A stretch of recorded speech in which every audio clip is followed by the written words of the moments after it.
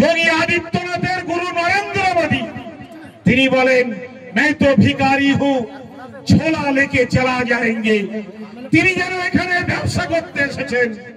ভারতবর্ষের প্রধানমন্ত্রীর চেয়ারটা যেন একজন আদানি আম্বানিদের মতো বড় ব্যবসায়ীর চেয়ারে পরিণত হয়েছে, যে লাভ হলে চেয়ারে থাকবো, যদি লাভ না হয়, যদি লস হয়, তাহলে ঝোলা নিয়ে আমি চেয়ার ছেড়ে দিয়ে চলে যাব।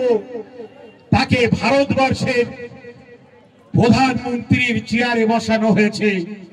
ঝোলা কাঁধে নিয়ে ঘুরবেন আর হেরে গেলে ঝোলা নিয়ে চলে যাবে, এই জন্য প্রধানমন্ত্রীর চেয়ারে বসানো হয়নি। ভারতবর্ষের 125 কোটি মানুষের আদর্শ আছে, তাদের সম্মান আছে, তাদের স্বাধীনতা বোধ আছে। এই ভারতবর্ষের প্রত্যেকটি মাটিকে ভারতবর্ষের 125 কোটি মানুষ তারা ভালোবাসে। ফলে তাদের ভালোবাসার মূল্য দেওয়ার দায়িত্ব নরেন্দ্র মোদীর। আমি মোদী তোমাকে তো জানি, তুমি এক সময় পাকিস্তানের তৎকালীন প্রধানমন্ত্রী নওয়াজ শরীফের সঙ্গে তোমার ভালোবাসা হয়েছিল, তুমি তার মেয়ের বিয়েতে গিয়েছিলে। ভারতবর্ষের মুসলমানরা তো তা নিয়ে প্রতিবাদ করেনি।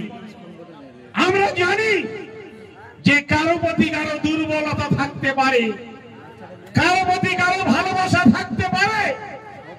লাল কৃষ্ণ আদবানি যিনি বাবরি মসজিদ দাঁড়িয়ে থেকে ভেঙেছিলেন, তিনি যখন পাকিস্তান সফরে গেলেন, পাকিস্তান সফর করার পরে পাকিস্তান থেকে ফিরে এসে এই ভারতকে ভাঙার জন্য এই দেশের মুসলমানরা যাকে দায়ী করেন, সেই মোহাম্মদ আলী জিন্নাকে লাল কৃষ্ণ আদবানি বললেন যে মোহাম্মদ আলী জিন্না একটা বড় মনের মানুষ ছিলেন। এটা যদি মুসলমান করে বলতো, তাহলে মোদীর সরকার, অমিত শাহের পুলিশ, যোগী আদিত্যনাথের পুলিশ তাকে হয়তো লাইফ টাইম জেলের মধ্যে রেখে দিতেন। কিন্তু বললেন কে? লাল কৃষ্ণ আদবানি।